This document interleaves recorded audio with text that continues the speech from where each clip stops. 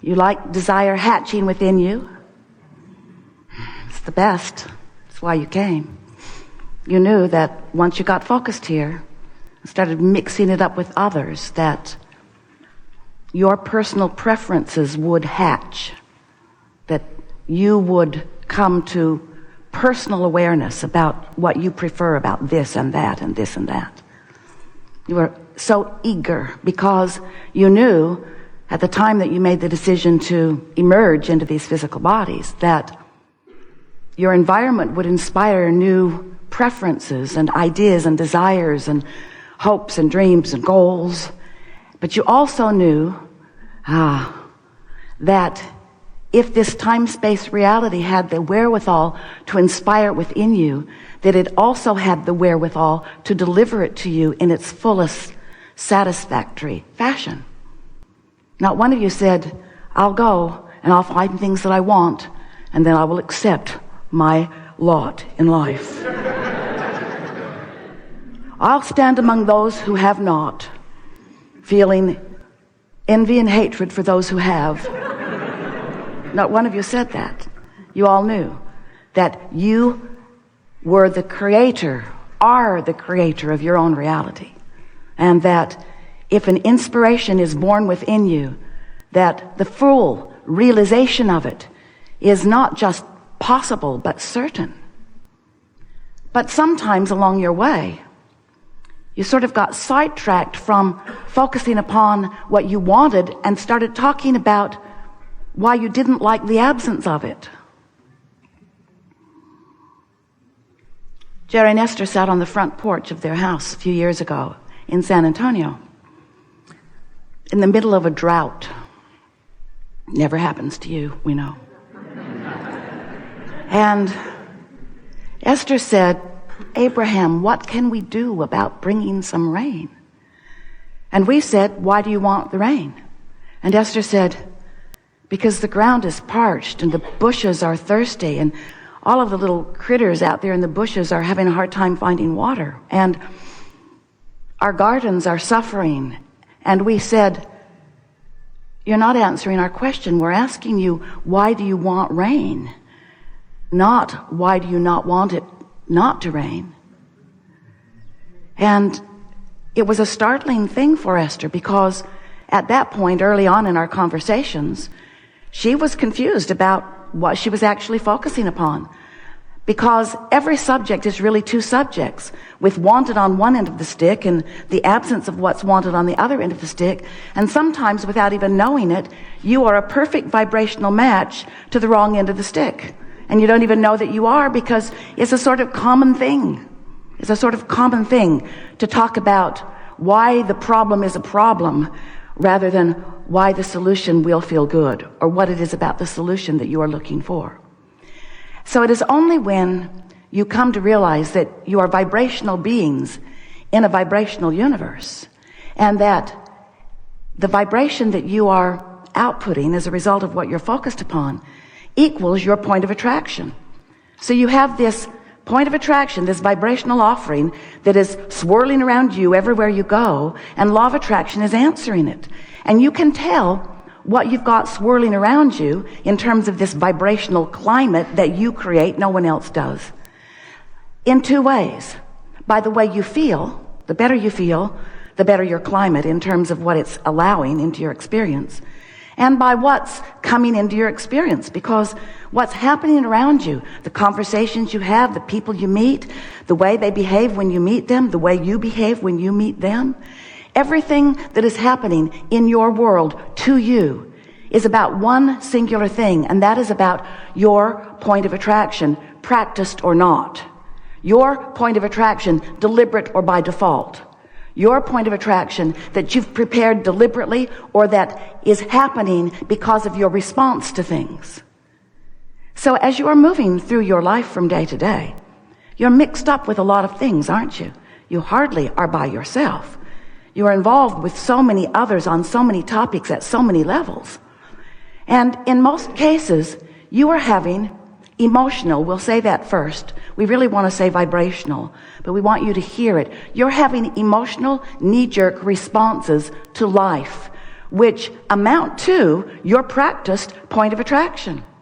So the question that we want to put to you right off the bat today as we're getting started is this. Is your point of attraction, which is everything, it's the only thing that matters to you, is your point of attraction deliberate or by default? That's the first big question. But next we want to ask you, is your point of attraction something that you are offering because you've prepared the climate around you? By deliberately thinking, by deliberately appreciating, by deliberately looking for positive aspects, by deliberately meditating, by deliberately quieting your mind, by deliberately awakening and looking for thoughts that feel good, by deliberately making the best of things, by deliberately making lists of things that please you, by deliberately rampaging about things that please you. Is your point of attraction because you've prepared your point of attraction like that? Or is your point of attraction a knee-jerk response to the email you just got, or to something that somebody else said, or to something that you've been living, or something that you remembered, or a grudge you've been carrying around for a really long time? And what makes up your point of attraction? What makes it up is the thoughts you think. The question is, why are you thinking the thoughts that you are thinking? Are you doing it on purpose, or are you doing it by default? So we've been calling this gathering for a while, the art of allowing, because what it really amounts to is you finding a way right here, right now, where all of your power is right here, right now, because this is a junction where you meet you, where the source energy that is flowing to you can be allowed or disallowed by you. Are you practicing the art of allowing, or are you practicing the art of disallowing? The art of allowing what? The art of allowing alignment. The art of allowing joy. The art of allowing yourself to be tuned in, tapped in, turned on. The art of allowing yourself to be in sync with who you really are. The art of allowing yourself to be the true extension of the source energy that you are and that you were born to be. You're so much more than these physical bodies, these beautiful clumps on chairs. That's not all that you are. You're not even individual. You think you are, although you're sort of mashed in here together pretty good. But you're not even individual clumps on chairs. You are consciousness streaming into these physical bodies. You are an extension of source energy. And as you are here in this body, exploring the details and coming to your own personal conclusions of what you prefer, you're sifting through what we consider to be optimum variety or contrast that helps you to focus your ideas of who you really are and what you really want into fruition. So as you explore unwanted, it helps you to know wanted, and as you explore wanted, it helps you to know unwanted. In other words, you're synthesizing all of that into your perspective, into your opinion. But the question that we want to put to you in a way that you'll really hear it today is, does your opinion about most things harmonize or resonate with the opinion or the knowledge of the source within you? Another way of saying that is, do your opinions make your heart soar and sing? Or do your opinions make you angry and frustrated? Because, of course, you have free will to feel the way you want to feel about whatever. We're just saying that since it equals your point of attraction, we know it's a big price to pay to get everything in the world that you've ever wanted, to start tuning yourself to good feeling thoughts. We know that's hard. And the reason that it is, and we are not being sarcastic, we are being sarcastic. But the reason that we are being that way is because we want you to understand that while you absolutely do have free will to feel the way you choose to feel, that there is something that's going on in your world. It's this powerful law of attraction that manages everything, that amounts to, in a word, momentum. Because law of attraction says that which is likened to itself is drawn. So if you give your attention to something for just a little while, as little as 17 seconds, you cross a mark where more momentum ensues, measurable momentum. Hold that same thought, non-diluted, non-restricted, for another 17 seconds. Another thought like it joins it. And once you cross the 68-second mark, we're not kidding you at all about this, there's enough momentum going in your vibration for you to notice a difference in your point of attraction. So, have you been listening to us for a while? If you have, you've heard a sort of unfolding of a way for you to look at your world, at your life, that is maybe different from what you've been hearing or understanding before. And the reason that we've been presenting it to you as we are is because we wanted to find a way to get your attention to say things that you don't automatically begin to rebuff with the sort of been there, done that attitude. In the early days, as we were talking to Esther about her point of attraction, she argued with us from time to time, but Abraham, it's true. It's true. I'm not making this up. It's true. I'm just repeating this injustice that is true, that somebody should call somebody about to take care of. And we said to Esther on many occasions before we finally convinced her, we are not questioning whether it is true, because there are many things that are true in your world that you do not want to live and that you do not want those who are living it to live.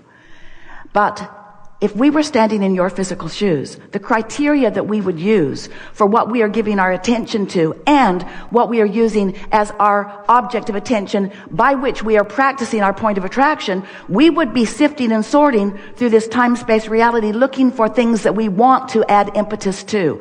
And even more important, that we want to bring more and more and more into the realization of our personal life experience. Just because it's true is not a good enough criteria. Is it true and do you want it? Or how about this? It has never been in all of the universe and I want it. It does not have to have ever been true for you to be the creator of it, because you are the creator of your reality, not the regurgitator of someone else's. And so we talked to you about law of attraction. We told you it was a powerful law. And we said to you, you get what you think about whether you want it or not. And we said to you, you can tell by the way you feel whether what you are thinking about is what you want or whether it is the absence of what you want. And then we began to explain to you that there is a vibrational reality that is the precursor of all manifested reality. It's the vibrational version. It's the version you practice in your mind. It's the version that you practice through living of life. It's a vibrational version. You are spinning off this vortex of powerful positive creation. Because when you know what you don't want, you know what you do want. If you're rude, you want to be nice. If someone is rude, you want them to be nice. If you have not enough of something, you want it. The contrast helps you launch these rockets all day, every day. And we want you to understand that there's a vibrational version of what you desire that is a reality. It is a vibrational reality that the source within you, that non-physical part of you that remains non-physical, that continuous, eternal, non-physical part of you that stands in non-physical support of everything that you are, that non-physical part of you stands with that vibrational reality that you have crafted, in part before you even came into this physical body, because there was certainly a trajectory, who stands now as the further culmination of everything that you have asked for, everything that you have singularly or collectively asked for. There is a vibrational reality about your world, the likes of which humans have not yet seen, but you have the potential of seeing. Any one of you, as you begin to stop doing that thing you do that holds you in resistance to this vibrational reality, and therefore begin to allow yourself to be a vibrational match to your own vibrational vortex of creation. Now, if you've been listening to us for a while, you heard all of that. In fact, you've heard it and heard it and heard it. There was a book written, a New York Times best-selling book, on every one of those topics that we just talked about. And the most recent one was The Vortex. The Vortex. We said to you, get in the vortex, get in the vortex, do your best to get in the vortex, get in the vortex, get in the vortex, get in the vortex. And finally you said, how? You've convinced me that I want to be there. You've convinced me that it's the place to be. You've convinced me that when I am there, good things happen to me, but I'm not that sure how to get in. And we say, you do it by finding thoughts that feel good and practicing them until they are your chronic pattern. That's how you maintain that. So then we've moved a little beyond an explanation. As we now have you convinced, say yes or don't. Coercion is so satisfying and flies in the face of everything we know about law of attraction. So your vortex of creation is moving and gathering, and the source within you is there with it.